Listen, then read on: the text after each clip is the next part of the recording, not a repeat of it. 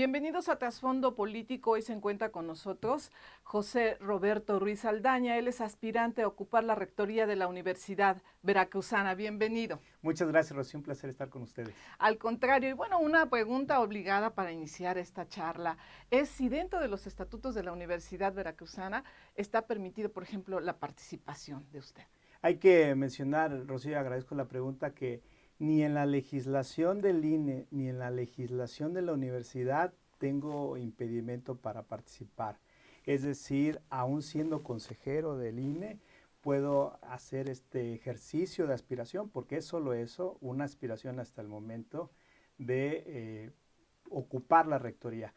Jurídicamente he cuidado todos los aspectos, absolutamente puedo decirle a quienes hoy nos escuchan y ven que esa parte está cuidada y soy muy respetuoso de la parte jurídica. Ahora vamos a las cuestiones importantes también, como es la propuesta. Dentro de ella se habla de una educación de calidad y socialmente pertinente. ¿A qué se refiere con eso? Bueno, hay una razón importantísima para tener un eje estratégico que tú has mencionado en esos términos, y es ser competitivos como egresado o egresadas ante una, pues no solo iniciativa privada, sino también un sector público y un sector social muy demandantes precisamente en calidad. Si alguien quisiera contratar a un egresado de la Universidad Veracruzana, quisiera que llegara lo mejor preparado o preparada, no que haya una inversión considerable por el empleador o empleadora para poderle dar esos conocimientos a ese egresado o egresada. En suma, la calidad es importante para que podamos incluso impactar en la economía de Veracruz o en la economía del país, a donde sea que se vayan a trabajar esas egresados y egresados. Tenemos que también reorientar que ese crecimiento que yo propongo no solo sea con esta calidad de la que hablas, Rocío, sino además con la pertinencia a las necesidades del Estado. Si no tenemos una correspondencia entre lo que son las problemáticas y necesidades de la entidad con lo que ofrece en cuanto a preparación la Universidad Veracruzana, estaremos nos equivocando. De ahí ese énfasis en el plan de trabajo, Rocío. También en ese sentido habla de ampliar la oferta educativa, tomando en cuenta también las diferentes regiones del estado de Veracruz. Sí, yo pienso, Rocío, que ha sido pues un desacierto no entrarle al reto del crecimiento. A mí, en este diálogo que he tenido estos meses con académicos y académicas, me dicen es que para crecer se necesitan recursos. Entonces, yo lo que respondo, pues generemos los recursos. Hay maneras de incrementar los recursos propios en la universidad. Ahorita podríamos entrar a algunos ejemplos de ello. Pero yo no concibo que una cantidad considerable de miles de rechazados y rechazadas cada año sea una violación masiva de derecho a la educación, porque eso es en realidad, en términos de derechos humanos, cada que alguien no puede entrar y no tiene de hecho otra opción a donde iniciar sus estudios universitarios, es una violación masiva de derechos humanos. Ahora, ¿se va a hacer eso de un día para otro? No. Yo traigo una propuesta seria, sumamente responsable, y tampoco diré que se va a crecer en todo lo que se necesita de un año a otro. Hay que salir primero a buscar los recursos, tener la viabilidad financiera para crecer, que reitero, sí es posible, y ya luego ir creciendo. ¿En qué programas educativos? En los que se vayan necesitando. Tampoco es una decisión unilateral de crecer, por poner un ejemplo, 5% en todos lados. No, se necesita ir revisando con información objetiva en dónde y por qué crecer. En ese sentido, ¿qué papel juega, por ejemplo, el tema que usted aborda en fortalecer la educación virtual? La educación virtual debe de impulsarse. Lamentablemente ya se venía trabajando con un consorcio y se dejó perder ese gran esfuerzo. Hay que retomarlo, y también en esa parte hay que ser muy responsables, Rocío. No se va a convertir todo en virtual. Hay programas educativos que requieren prácticas y mucha presencia. Hay que ser realistas. Entonces, ¿Cuánto y dónde crecer en lo virtual? Nuevamente, nos lo dirán las y los expertos con base a información, resultado de estudios serios, objetivos. Yo tengo una cultura organizacional, Rocío, por haber estado ya estos 7 años en el INE, de hacerle caso a los que saben, a los y a las que saben. No hay ningún líder iluminado. De hecho, el liderazgo hoy en día, para quienes están al frente de grandes e importantes instituciones, es que no necesariamente es el que lo sabe todo. Más bien se sabe allegar de equipos que sí lo saben todo, que son súper especialistas en los temas. Entonces, ¿cuánto crecer en universidad virtual? Lo que nos digan las y los especialistas. E invertirle y darle el tiempo, el recurso necesario, la importancia necesaria. También habla acerca de un fortalecimiento a lo que es el área de investigación, donde se menciona que van a buscar también organismos externos para poder evaluar el trabajo en investigación. Sí, bueno, eso ya se hace. Más bien lo que está planteándose ahí es que haya un sistema de calidad de la gestión. Antes de someternos a esas evaluaciones externas, debemos nosotros mismos revisar si estamos ya preparados y obviamente aplicarse en estarlo para después ya pedir que venga la evaluación o la acreditación en algunos casos de la calidad. ¿Qué significa en suma generar este sistema? Sistematizar todo un programa precisamente de mejoramiento de la calidad. Yo he revisado cómo está la universidad porque hice una tesis para titularme de mi tercera licenciatura en economía y ahí pude encontrar en análisis FODA de fortalezas, etcétera, es decir, opiniones desde dentro de la propia universidad. No es que yo lo haya concluido, sino que ahí está esa documentación generada desde la universidad, que luego llegaban esos ejercicios de acreditación pero no de la mejor manera. Es decir, sobre la marcha se encaraba ese reto de la acreditación. Entonces hay que tener las mejores condiciones, todo preparado, sistematizar mucha información periódicamente, incluso en correctas plataformas, para que ya la acreditación sea el, digámoslo así, anuncio de un éxito. Ujú. También menciona algo del estímulo docente, ¿no? A la labor docente. Existe, pero hay mucha inconformidad en cómo se determina. Debe de revisarse. Ahí hay un área de oportunidad, yo creo, importantísima también en la gestión adecuada de la universidad, porque eh, se están, digamos, haciendo comparaciones entre subgrupos de personal no comparables. Entonces, en una determinación de la productividad, siempre hay quienes quedan inconformes porque creen que si los hubieran evaluado de la forma correcta, podrían haber sido merecedores a ese premio a la productividad. Yo conozco ese tema también por la parte del INE. Tenemos un servicio profesional y por supuesto que ya está muy consolidado ese sistema de evaluación y aún así tiene áreas de oportunidad en el INE, pero lo que sí he detectado en suma, Rocío, acá es que se requiere revisarlo para que sean elementos o componentes que todo el mundo esté convencido que son los adecuados. Otro tema importante que ocupa además a los jóvenes es el MEIF. ¿Se va a modificar, se va a adecuar, se va a continuar igual? Tiene que, a mi juicio, asentarse realmente lo que es el modelo. Déjenme intentar explicarme. A mi juicio, por lo que he podido analizar y conversar mucho con académicos y académicas, se hizo el cambio de modelo, se hizo flexible, pero no se cuidó la implementación.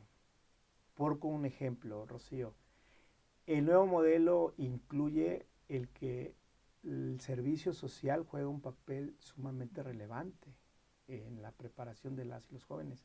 Sin embargo, internamente la universidad en todos estos años no hizo su tarea de salir a vincularse lo suficiente con los sectores público, social y privado para que ese esa posibilidad de entrar a hacer el servicio social a esos sectores fuera muy ágil y muy sencillo. Cuando había mucha dificultad de las y los estudiantes de hacer servicio social, entonces se empezó a incrementar el porcentaje de servicio social dentro de la propia universidad. O sea, es un absurdo. Significa que para cubrir el requisito, aquí te firmo internamente que lo estás haciendo conmigo. Entonces, también hay otro ejemplo de cómo se necesita asentarse o llevarse realmente a su práctica el modelo. Se requieren mucho más posibilidades de horas, de clases, pues. Se les llama experiencias educativas. ¿Qué significa? Que si hay pocas posibilidades, los horarios son muy fraccionados. Entonces se necesita invertirle recurso económico a pagar más profesores y profesoras para abrir más bancos de horas. Y a mí me han contestado algunos académicos, pues es que la federación no incrementa esos recursos. Pues vuelvo al punto, hay que salir a buscarlos. Así es. Ahora que menciona el tema de los recursos, hay muchas propuestas, ¿no? Como dice, de incrementar la oferta educativa, de hacer algunos cambios. ¿Cómo se podrían generar estos recursos para la Universidad Veracruzana? Gracias, Rocío, por la pregunta. Para mí es muy importante demostrar que hay un plan, que todo está pensado. Una parte estratégica es eficientar la suscripción de convenios con los sectores públicos, social y privados. Sobre todo hay mucha demanda de servicios especializados que solo los podría estar ofreciendo en el Estado prácticamente la UB. Sin embargo, es mucha burocracia para firmarse esos convenios. Meses, me han hablado incluso de años para firmar un convenio. ¿Qué es lo que sucede cuando ya firman y lo mandan a las regiones esos convenios? La iniciativa privada dice, gracias UB, pero hace 2 años que te busqué, fíjate que ya me lo hizo o el TEC de Monterrey o otras universidades privadas, porque no pueden esperar. Entonces, ahí hay una gran área de oportunidad de más gestión, más administración, más seguimiento. Luego también se pueden bajar más recursos internacionales. Hay que tener un área especializada sumamente dedicada a ese tema. Yo ya he conocido personas que trabajan ese tema y me dicen, a pesar incluso de las crisis internacionales, esos recursos no han parado. Solo hay que estar muy listos buscándolos y bajándolos. Luego, en tercer lugar, también yo quiero hacer, Rocío, una convocatoria, un llamado cada año a las y los egresados de la universidad para que aportemos en proyectos concretos, demostrables, se ejecuten y luego al siguiente año volverlos a convocar para que vuelvan a aportar demostrando lo que se hizo. Pongo un ejemplo, el primer año vamos por equipar a 2, 3 institutos de tal región, todos los egresados y egresadas. Yo mismo demostrar con un cheque cuánto estoy aportando. Somos miles de egresadas y egresados los que tiene la Universidad Veracruzana y nunca nos llaman para hacer nada. Hay que tener un liderazgo ahí para convocar y con transparencia demostrar qué se quiere hacer con esos recursos. Yo, por ejemplo, estudié una maestría en la Ibero y nunca me han perdido la pista desde que egresé y buscan que uno se convierta en suma aliado. Y bueno, luego también está un esquema que quiero yo generar de donación de los centavos como redondeo en todo el comercio formal de Veracruz. Ahí puede haber millones, ni siquiera al año, al mes, ya una vez que se pudiera ampliar por completo. Yo he hablado con empresarios y me han dicho, es buena idea, sí le entramos, claro que necesitamos aportarle a la universidad de cualquier manera. Y con eso no nos cuesta nada, o lo haríamos con mucho gusto. Entonces, sí es posible buscar, lo importante es tener la conciencia que no bastan los recursos públicos, sino que son estratégicos los autogenerados. Otro de los temas es la universidad intercultural también y obviamente toda la difusión cultural y todos los grupos que tiene la universidad. En ese sentido, ¿qué es lo que tiene planeado? Gracias por la pregunta, Rocío. En el caso de la UBI, fíjate que se ha lamentablemente, a mi juicio, dejado de apoyar o por lo menos no ha tenido el apoyo suficiente. Yo como consejero del INE pude ir a visitar 3, a promover el voto, la participación, y por ejemplo me di cuenta que sus propias bibliotecas están semivacías. Entonces, materialmente hay cosas por hacer concretas que se deben de ir atendiendo. También me llegaron a comentar en esas convivencias con las y los estudiantes que quisieran más oferta educativa. Está muy bien lo que se ha hecho en la UBI, pero también ya es momento de revisar posibilidades de más diversificación de oferta educativa. Y bueno, también hay una realidad, se está incluso teniendo rechazados y rechazadas en las UBIs. Eso parece absurdo, pero está sucediendo.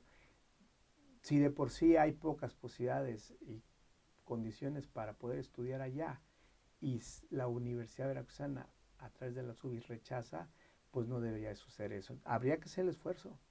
Y ni siquiera estoy hablando de que masivamente hay una demanda que sería imposible atender. Es muy manejable esa demanda. Entonces, hay que revisar, generar esquemas, a mi juicio, para que quienes viven muy alejados puedan prácticamente tener campus de residencia ahí, en las propias universidades veracruzanas interculturales. En suma, tomar cartas en el asunto. Ya en el plan de trabajo se detallarán algunos otros aspectos más. Y bueno, sobre la cultura, yo también soy muy realista, y la cultura y las artes, hay quienes mencionan que hay que hacer crecer artes en todas las regiones. Yo creo que 4 años, sinceramente, no sería posible. Más bien es aquí, que ya es una fortaleza, atender esas necesidades que están pendientes. Por ejemplo, me han hablado mucho de el espacio físico en el que está Artes, no es el adecuado. Se necesita un inmueble apropiado para la enseñanza, por ejemplo, de la música. Entonces, yo más que hacer crecer, diría que hay que atender las necesidades que hoy por hoy hay en Jalapa. Ujú. Y ya por último también contempla lo del fortalecimiento al idioma del inglés acompañado de otros. Sí, mi énfasis reconozco que sería el inglés, Rocío, porque no solo es el lenguaje hoy por hoy académico, sino que además tenemos a 2 vecinos importantes de esa lengua, y diría con mucho cuidado lo siguiente: tan solo Estados Unidos en los próximos años va a estar demandando millones de profesionistas. Tiene una insuficiencia de profesionistas Estados Unidos. No estoy diciendo que la Universidad de Veracruz se convierta en automática en, pues, generadora de esa demanda, o que solucione esa demanda. Yo creo que la libertad de cada quien de decidir si buscar otros horizontes siempre debe de darse. Si alguien se quiere quedar aquí, que tenga las oportunidades para quedarse. Si alguien quiere irse, que tenga los elementos, la preparación para poderse ir a ejercer la profesión en otros lados. En suma, hay que pensar más allá de Veracruz, aunque hay que tener una gran sensibilidad para también, por supuesto, atender las necesidades de Veracruz.